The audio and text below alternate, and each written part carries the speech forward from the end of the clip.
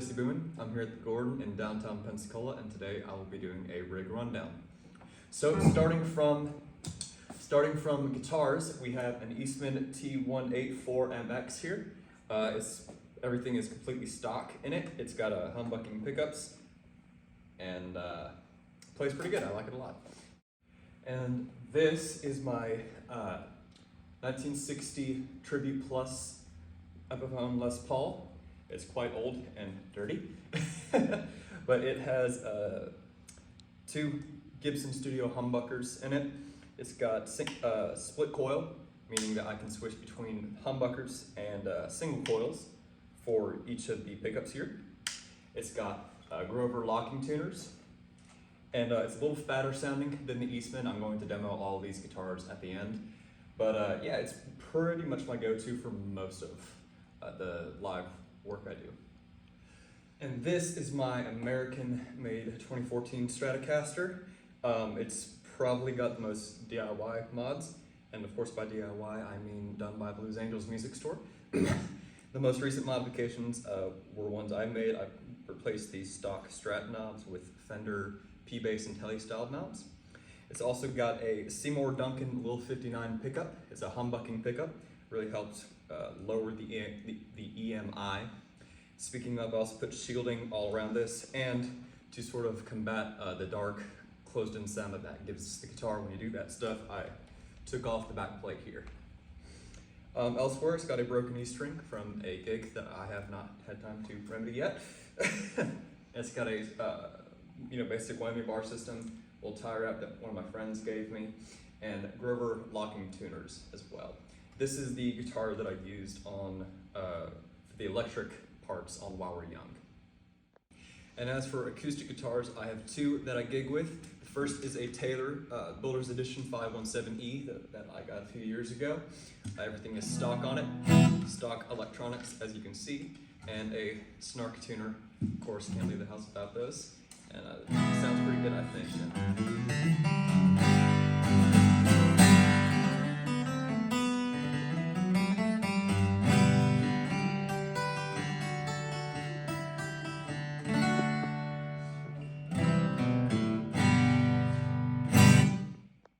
And then this is the other acoustic electric guitar that I gig with. It is an Eastman. It's a AC 322 CE model, I believe that's how you pronounce that. And once again, stock everything. It's got a volume knob and a tone knob, and I usually keep the volume knob down quite a bit because it's a very hot guitar, and the action's pretty high on it as well. But that makes it really good for acoustic lead. So, you know.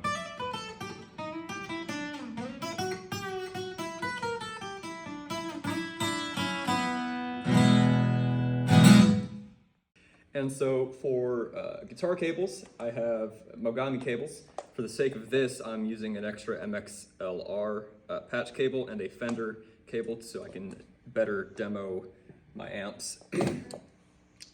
For pedals, I have an Analog Man Sunface. I forget the exact model number, but it is basically it's a germanium and silicone hybrid. So it's got a germanium transistor and a silicon transistor. And this has got a fuzz knob and a volume knob here and a bias knob, which allows me to better control the sounds. Since it's germanium, it reacts very well to my volume knob. So this is just clean.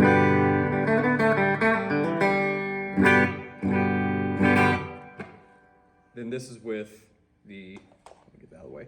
Then this is with the Analog Man. All the way up.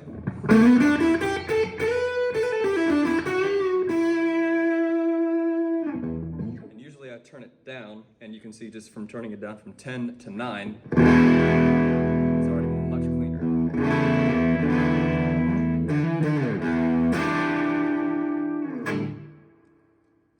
And I got a fair bit of reverb as well. For a solo boost, I use an EQ pedal, and basically that's what that sounds like. So this is without the EQ pedal.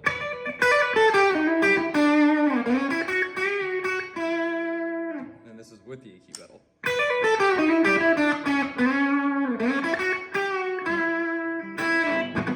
Just a little bit of high end and volume. And for wah, I'm probably gonna end up replacing this specific pedal, but I think it's just a Crybaby, either original or classic wah. And basic,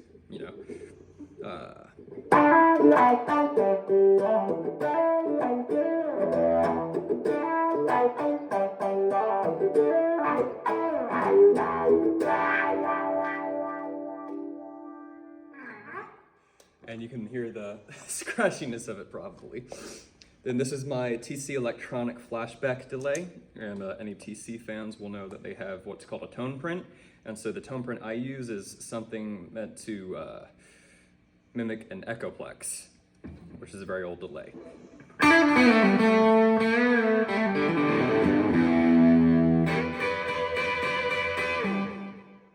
I've set on a pretty subtle delay, but it's pretty much always on for whatever solos I use. And the analog man is also kind of an always on pedal. So this is like what that sounds like clean.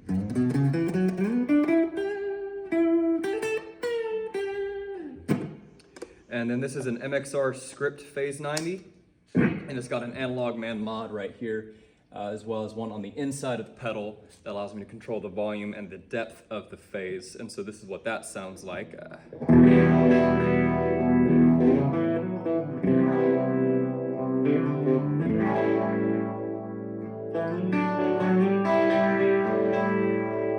Really David Gilmour kind of slow phase vibes. And also if I just, want to do some muted chunking like that, kind of sounds like the Little Feat guitarist, I forget his name right now. And then this is my TC electronic Corona chorus. And once again, the tone print, it's I believe it's Paul Gilbert's Triple Caramel Apple. So it's just as much chorus as I could possibly muster. And so this is what that sounds like, That's just the fuzz.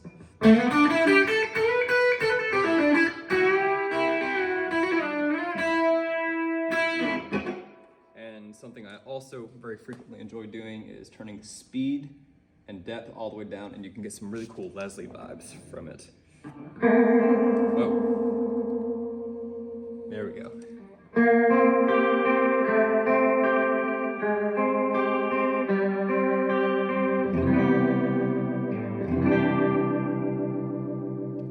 So that's pretty cool, I think. Now for amps, I have a Fender Deluxe Reverb reissue. That's what I'm using right now for all those. And then I also have a 1972 Twin Reverb. I do not have the reverb and vibe foot switch for that one, but I do have one that works for this. And so I usually keep a fair amount of reverb on there. And I'll use this for gigs where the room is just too small, or gigs that are so large I have kind of room to crank it up. For most of my gigs nowadays, though, with like Classic June or just any kind of rock and roll band I'm playing with, I switched to the Fender Twin Reverb. And that reverb, let me turn that up actually a little bit. It's a little more old school, not as subtle sounding. You can kind of hear the spring a little more.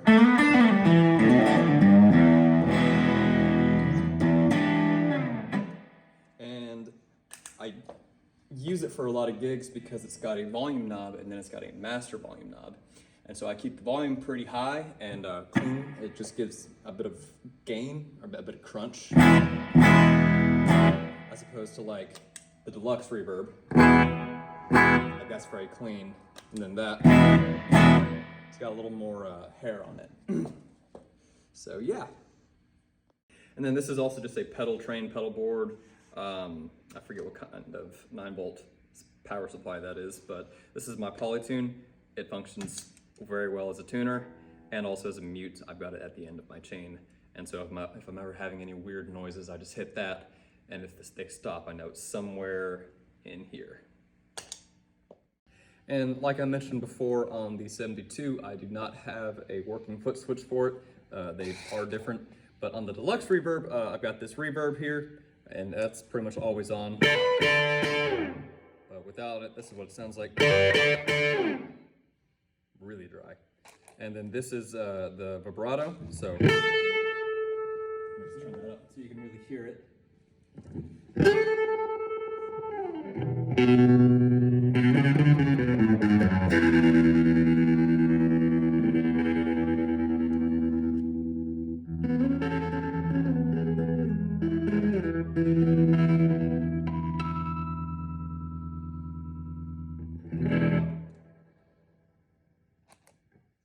All right, so this is neck pickup, single coil, starting on the deluxe. On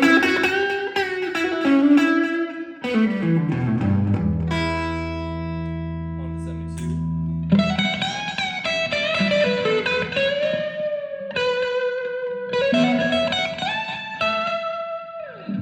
And now this is back to the deluxe. This is both pickups. This is single coil, and this is humbucker.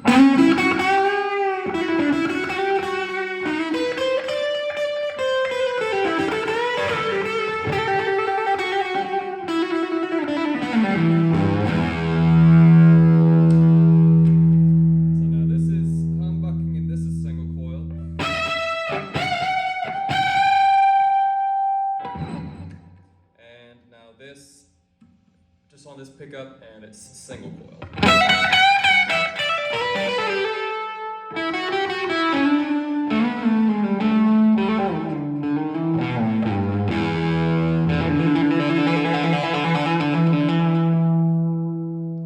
onto the 72.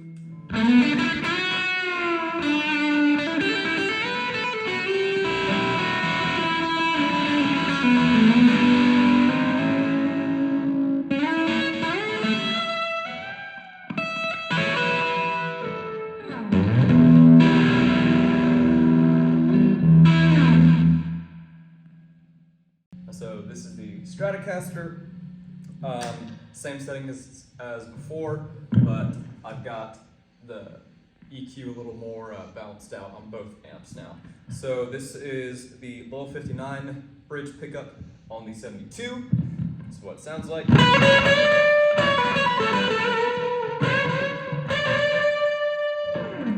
on the deluxe.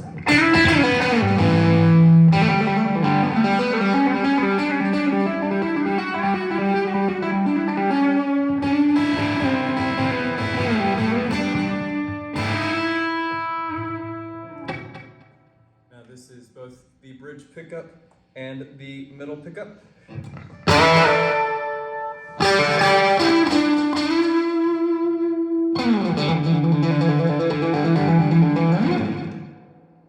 Back to the 72.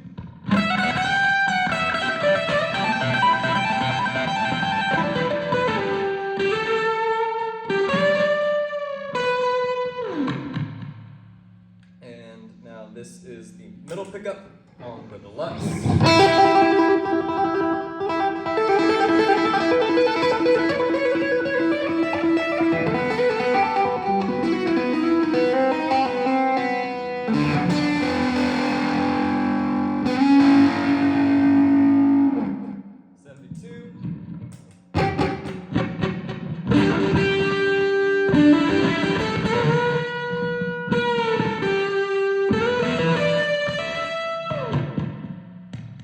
This is, I love that you can hear it popping. Now this is the middle pickup and the neck pickup.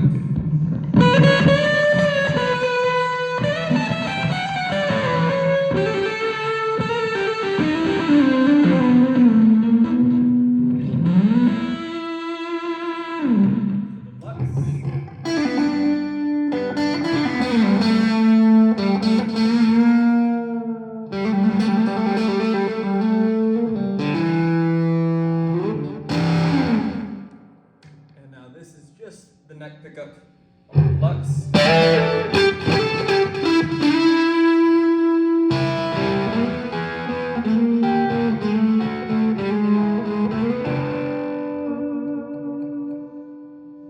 onto the deluxe, or I'm sorry, onto the twin.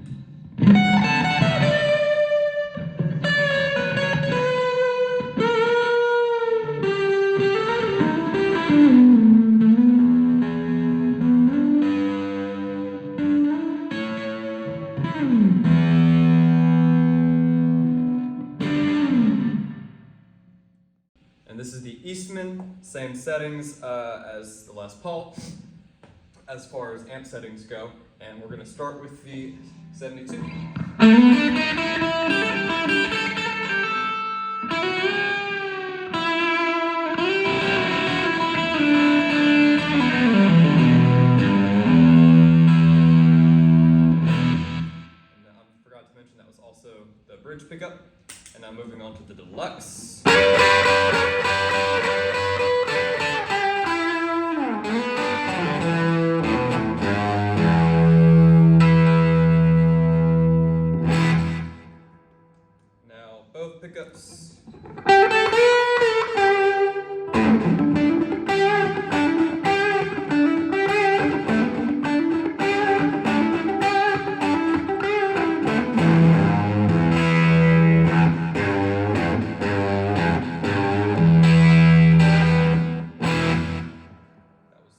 Deluxe.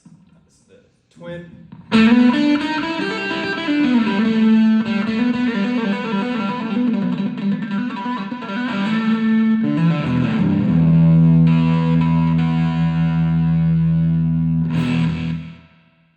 And this is the neck pickup, starting on the Twin.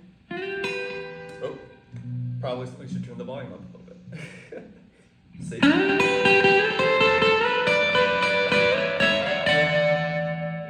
volume a little more.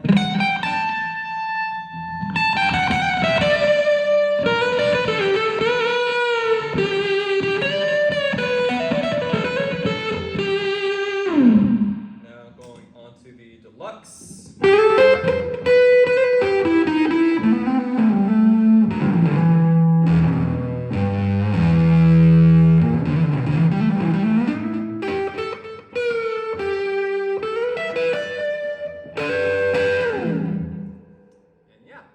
Thank you guys so much for indulging my nerdiness.